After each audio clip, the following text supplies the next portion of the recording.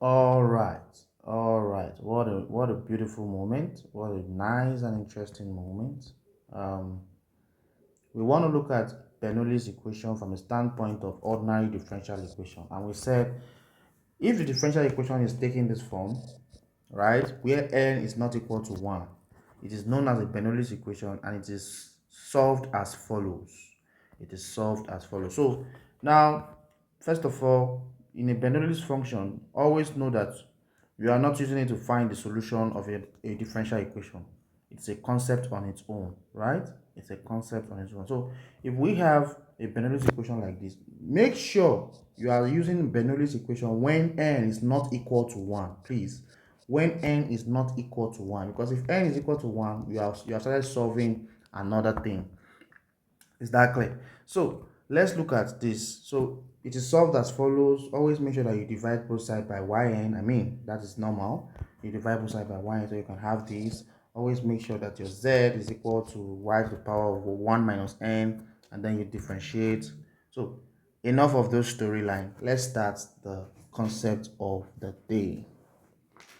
The y dx plus 1 over xy is equal to xy squared.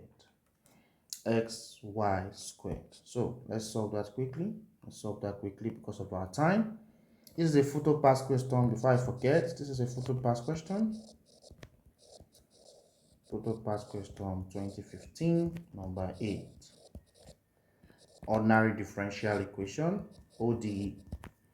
It says the y over the x plus 1 over xy squared. Let's solve this problem. Now, sometimes, right, you can see y prime plus 1 over xy is equal to xy squared. Do you understand? So it doesn't mean it's not the same thing, right? It's the same. It's the same, right? Do you understand? So let's go. How do we solve this problem? Step one.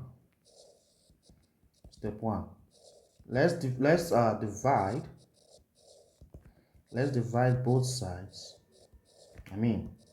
By y squared. So if we divide both sides by y squared, what I'm expecting to have is the y over the x multiplied by 1 over y. That is what it's supposed to be. By 1 over y squared, yeah, plus 1 over x y multiplied by 1 over y squared is equal to x y squared multiplied by 1 over y squared, right? So we have y minus 2, the y over the x. Somebody will ask me, how did this turn to this, right? Because we know from the law of indices, if we have 1 over y squared, it's the same thing as y to the power of minus 2. Is that clear? The laws of indices, right? So let's continue. We have y to the power of minus 2 dx dy, the y dx plus, now what do we have here? Y, we cancel 1, y we cancel one of these, so we have 1 over x y minus 1, right? Okay, is equal to, so this cancels this, so we have x. So invariably what we have is y to the power of minus 2, the y over the x plus 1 over x, y to the power of minus 1 is equal to x. That's step 1. Did you see that? That is what? Step 1. Now that you have step 1, now step 2. Everything should be in steps so that you can understand it clearly. Now step 2. Let z be equal to y to the power of 1 minus n, right? Let z equals to y to the power of 1 minus n. This means that z in this case is equal to y to the power of 1 minus, so what is n? Our question is, what is n? You see, n is 2. Did you see that? N in that case is 2. Is that clear? So you say 1 minus 2. How did you get 2? Somebody will ask me, how did you arrive at 2? Remember I said from here, I said a dy dx plus p of xy is equal to qx y to the power of n. So this n here, as it contains this question, or as it pertains to this question, is 2. Did you see that? So y is 2. So we have z is equal to y to the power of 1 minus 2. So this means that we have y to the power of minus 1. Z is equal to y. So z, as it were, is equal to y to the power of minus 1. Now, what do? We find, at this step 2, we find the z dx. We find what? The z dx. The z dx. So, if you find the z dx from this function, you are going to have minus y minus 2 dy dx. Again, somebody will ask me, sir, how did you find the z dx? All right, so back to what we are doing. So he said the z, let's find the z dx, and we arrived at this, right? We arrived at minus y to the power of minus 2 dy over dx. Somebody will ask me, sir, how did you arrive at this? How did you arrive at minus y to the power of minus 2 dy over dx? Now let's recall for you to even arrive at the z dx from your mass 102, you remember that to arrive at the z dx, you must first have the z, the y, then you now multiply what you have by the y dx, so that this can cancel out. We call this chain rule. We call it chain rule in mathematics, right? So if that is the case, it means that the z, the y, the x is equal to the z dy. What is the z dy? From here, from this angle, the z dy is minus 1 comes down, multiplied by y, minus 1 minus 1, right? So we have minus y minus 2, right? So that is what we are saying. So the z dx is minus minus y minus 2. Yes, because this minus 1 comes down, right? Y minus 1 multiplied by y minus 2. Simple differentiation, right? So the z dx is minus y to the power of minus 2. Multiplying is by the y dx, just like we did here in chain rule. Do you understand? In chain rule. So it means that the z dx, as we have said, the z dx, as we have said, is minus y minus 2 dy over dx. Did you see that? That's step 2. Now that you have done step 2, step 3, is to do what? Is to multiply. You see that? Step 3 is to multiply through the equation. Multiply through the equation. Yes, multiply through the equation. Right? Multiply the equation. Multiply the equation through. Multiply through the equation by, let me put it that way, by minus 1. So if you multiply by minus 1 here, this is the function. Multiply by minus 1. So if you multiply by minus 1, then you're going to say minus y minus 2 the y over the x minus 1 over x y minus 1 equals to minus x. How did I arrive at that? Now, why did I do multiply through by minus 1? I did that because I wanted to make the z dx be the first term. Do you understand? I wanted to make the z dx, this is the z dx here. I wanted to make it be the first term. So they said multiply it through by minus 1. So when you multiply it through by minus 1, this is what you are going to have. Remember, right? This is where we are coming from. Right? So y to the power of minus 2 dy dx. So we are replacing dy dx. We are replacing what? We are replacing dy dx. Do you understand me? We are replacing dy dx by the z dx very soon.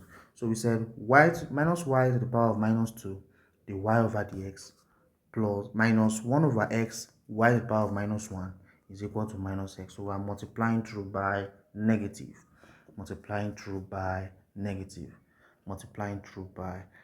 So if you multiply through by negative, because you multiply through by negative, it makes it easier. It makes it easier for you to substitute. Did you see that? So now this particular part of the function minus y this is replaced. So now step 4, let's replace this particular part. Replace minus y raised to the power minus 2, the y over dx, replace it with the z dx. Did you see that? So it's easy for me to replace compared to if I just go in straight this part. If I just use it like this, it won't be that easy, you know. I have to change signs and the rest. But now it is very easy for me to replace because I have removed. Now I've substituted it easily. So what I have now, so step 4 is this. So if we have it as step 4, it means that this particular person will now be the z dx. So I've replaced this part. The z dx minus 1 over x y minus 1 is equal to minus x by replacement. You see that? So we have replaced it by replacement. See that? The z dx minus 1 over x y to the power of minus 1 is equal to minus x. Is that clear now? So it is quite easier for us to do that. It's quite easier for us to do that.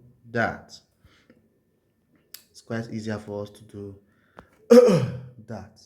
So now remember that recall that z was y to the power of minus 1. Yeah, we did that. Did you see that? Recall that z was y to the power of minus 1. Yeah. So if z is y to the power of minus 1, it means that we have the z dx minus 1 over x. You see, while we are solving, always also take your pen and your writing material so you can write them down. So it becomes easier for you to understand. So I'm replacing this by replacement. So I'm replacing this. I'm saying y to the power of minus 1 should be z is equal to minus x. So now it has taken the shape of what's it called? It has taken the shape of linear equations, right? It has taken the shape of linear equation where we can use integrating factor. It has at this point it has taken the shape of linear equations. It has taken the shape of linear equation where I can use integrating factor if. Did you see that? So it means that it has taken this shape, the z, the x plus p of z is equal to q. Yes.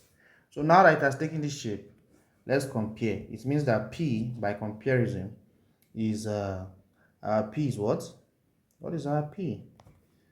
Our p is minus 1 over x. Yes. Our q, what is our q? Our q is minus x. Yes. So we have compared at this point. So now let's use the normal routine for linear equations. Let's use the normal routine to solve this problem. So we said to find the integrating factor, our integrating factor is exponent integral of p dx, which means exponent integral of what is p? Minus 1 over x dx. So exponential integral of minus 1 over x dx, right? We give you, first of all, exponential. This is minus ln x, right? Is that not? Minus ln x. Yes, minus ln x. Yes. So if that is the case, this cancels this, right? This cancels this. So we have, it's the same thing as you writing e to the power of ln x raised to the power of minus 1. Yes. Ln x raised to the power of minus 1. So that this can cancel this easily. and then you have x to the power of minus 1, and then you have 1 over x. So our integrating factor is 1 over x. So it means I can say z integrating factor is equal to the integral of q integrating factor dx, right? So z integrating factor is equal to the integral of q integrating factor dx. So z multiplied by the integrating factor in this case is 1 over x. Integral of what is q? Remember, what was our q? Our q was minus x. Minus x multiplied by the integrating factor here is 1 over x multiplied by dx. So if that's the case, right?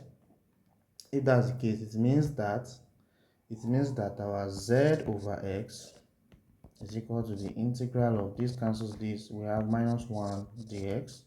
We have z over x is equal to, what's the integral of minus 1? That's minus x plus c, right? Okay, let's multiply through by x. So we have z is equal to minus x plus c into the bracket of x, multiply. So our z is equal to cx minus x squared, right? That is what it is, right? So if that is the case, but y, but z, sorry about that, but z is equal to y to the power of minus 1. It means that 1 over y is equal to cx minus x squared. Yes, recall that z was here. So if that is the case, where did I get this from? The question is, where did I get z equals to y to the power of minus 1? I got it from this part. As I said, when we are flowing, please flow with us. Z is, where is it? We have z. Where's the part where I proved that z is equal to y to the power of minus 1? Yeah, I proved it somewhere. Okay, I think it's up. Yeah, look at it here. Z is equal to y to the power of minus 1. All right, so if we continue that way, it means that z is equal to cx minus x squared, right? So let's put it here. 1 over y is equal to cx minus x squared, right? So it means that y is equal to, take the inverse of both sides. Take the inverse of both sides. Take the inverse of both sides. So y is equal to cx minus x squared to the power of minus 1. Did you see that? So in our next example, this is just a very patterned example. In our next example, we'll be faster. Is that clear now? We'll be what? We'll be faster. We'll be very much faster, right? Okay, let's look at something. Well, let's look at another example quickly. Example 2. We have 2y minus 3. The y over the x is equal to y4 e to the power of 3x. This is our example. Example 2. 2y minus 3, the y over the x is equal to y4 e to the power of 3x. Wow, interesting. So what is our first step? What do we do first? Can you tell me? What is the first thing that you do? What is the first thing that you do? Can you tell me? Can you tell me? Can you tell me? First off, let's try and see if we can. All right, let's find out if we can take this 3 out of here. This particular 3. Want to take this 3 out of here, right? If we do that, what we're going to do is that we are going to divide through by 3. So we have 2 divided by 3 minus 3 over 3 dy dx is equal to y4 e to the power of 3x divided by 3. See that? So we have, at this point, we have 2y divided by 3. This cancels this, minus dy dx is equal to y4 e to the power of 3x divided by 3. I always like for dy dx to come to the front, right? I want it to be at the front. Is that clear? So if it's at the front, before I do that, let me multiply through, multiply through, multiply through by negative. If you multiply through by negative at this junction, you are going to have minus 2y over 3 plus dy dx is equal to minus y for e to the power of 3x divided by 3. Is that not?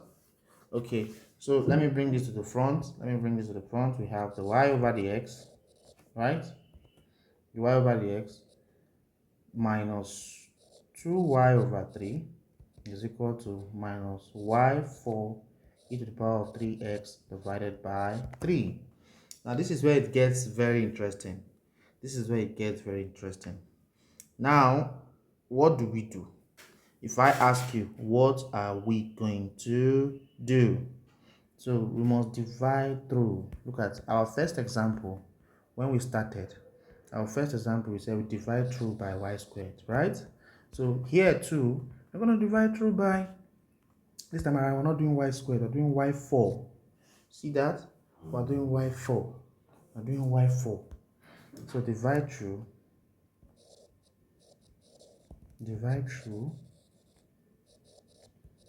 by y to the power of minus y to the power of 4.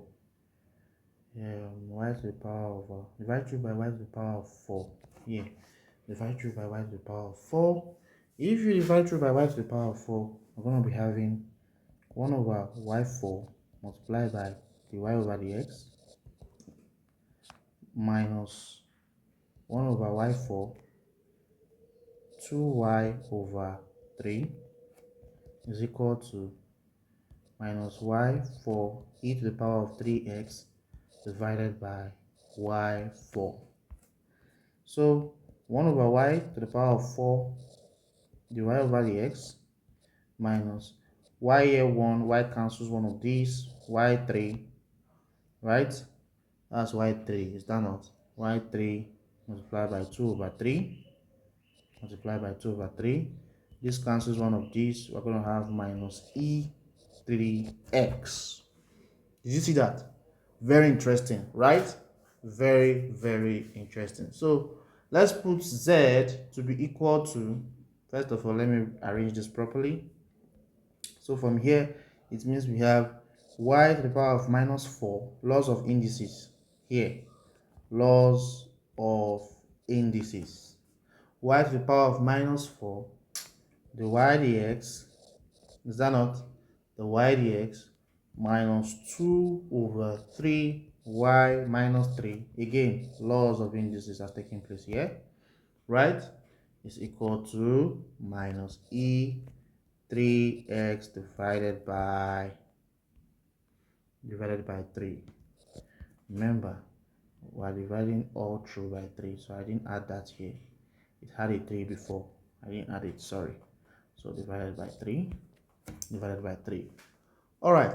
So what is the next thing for us to do at this point? What is the next thing? Who can tell me? What is the next thing for us to do? We're supposed to do what? We're supposed to recall that every time that z is equal to y raised to power 1 minus n. Always recall this. This is a major ingredient. This is a what? A major ingredient of this. We're supposed to recall that z is equal to y to the power of 1 minus n. And if we recall that, it means z is equal to y to the power of 1 minus 4. See that? Because n in this case is 4. And if n is 4, it means that we have y to the power of minus 3. Thank you. Y to the power of minus 3. So again, next step for us is to find what the z dx will be. Again, the z dx, recall that the z dx is equal to the z chain rule, the z dy times the y dx. Is that not? Thank you. So if we have it, you said z is y to the power of minus 3. It means that the z dy is minus 3 y minus 2. Is that not what's going to be? Yes, the z dy minus 3y minus 4. Sorry, minus 4, because take away 1 from here. Minus 4. Minus 3y to the power of minus 4. Yes, that's what's going to be.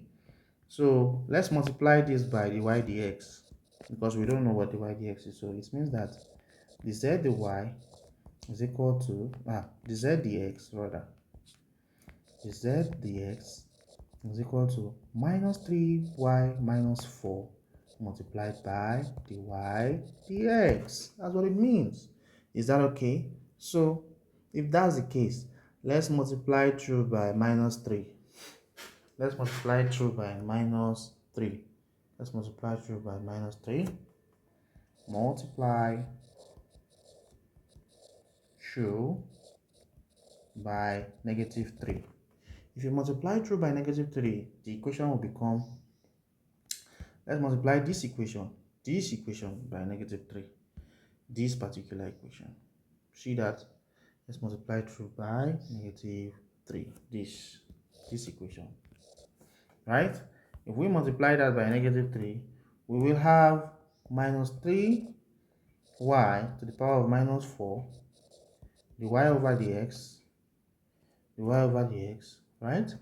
Plus 2y minus 3 is equal to e to the power of 3x.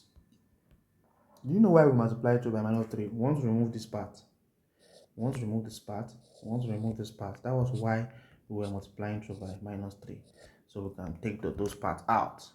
And so when you multiply 2 by minus 3 and you have this, the next thing for you to do is to recall. See? So it makes it easy for you to substitute. So substitute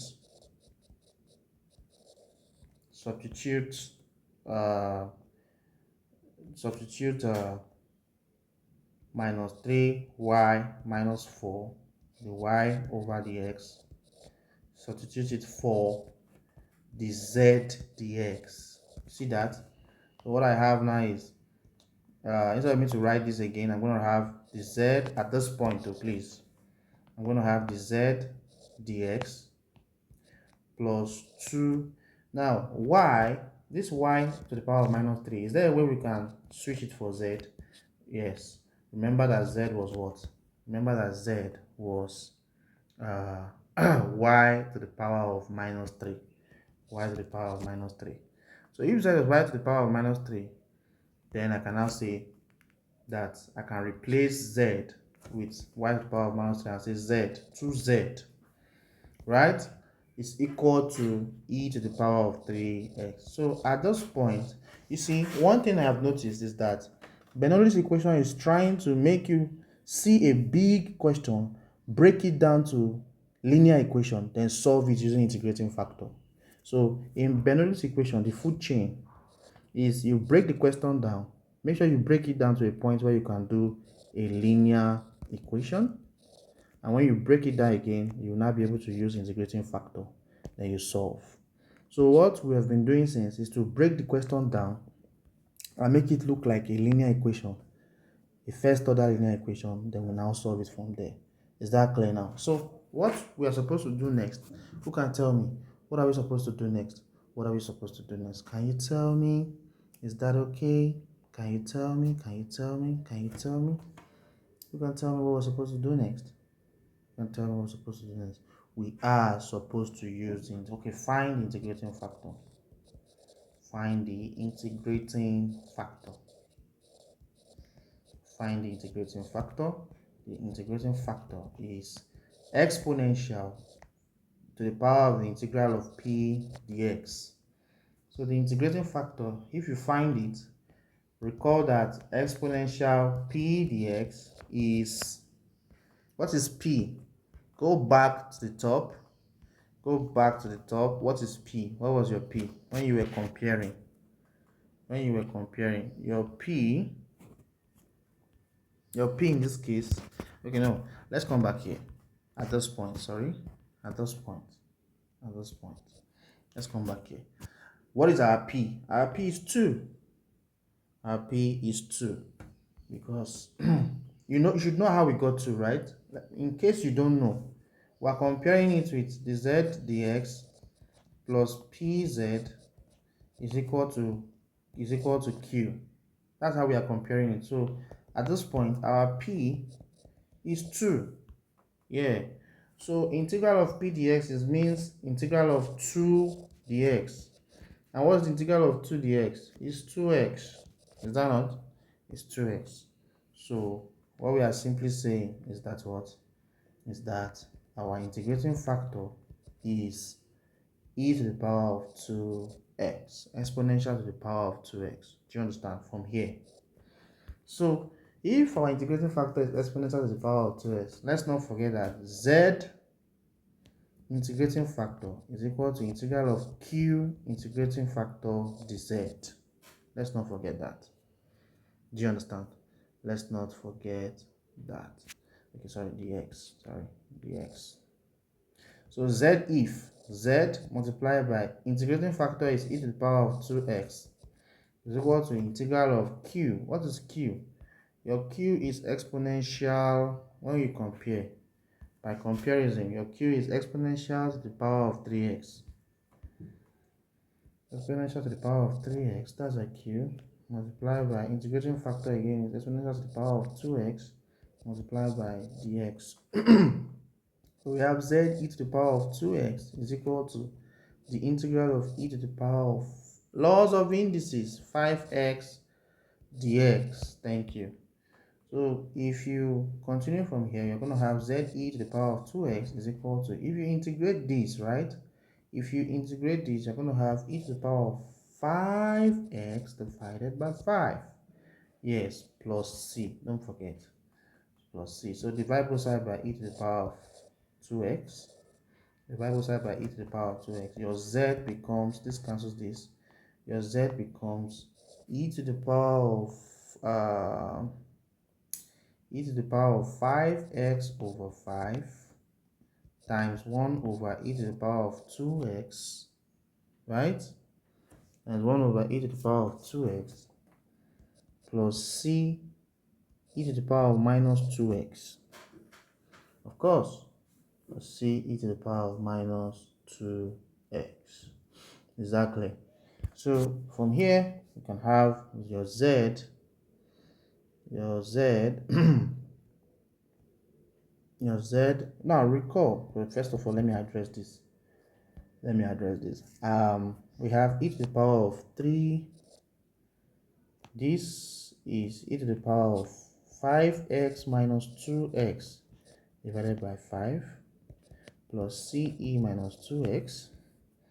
So your z here is e to the power of 3x divided by 5 plus ce minus 2x. Is that not? But recall that this z you are talking about is y to the power of minus 3. Let's not forget. Where is it? The z you are talking about all along is y to the power of what? Minus 3. Look at it here. Y to the power of minus 3. So it means that what we have now is y to the power of minus 3 is equal to e raised to the power 3x over 5 plus ce minus 2x. Right? Let's take the let's take the inverse of both sides. Let's take the inverse of both sides. It means that y3 is equal to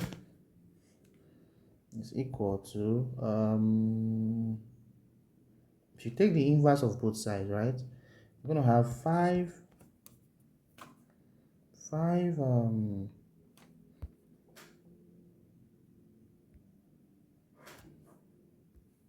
you're going to have 5e to the power of 2x divided by e to the power of 5x plus a. Interesting. So this is where we want to stop at this point. This is where we want to stop at this point for the day. Bernoullis equation. All right, so I would love for you to go through this one after the other, and if you don't understand, if you have inquiries,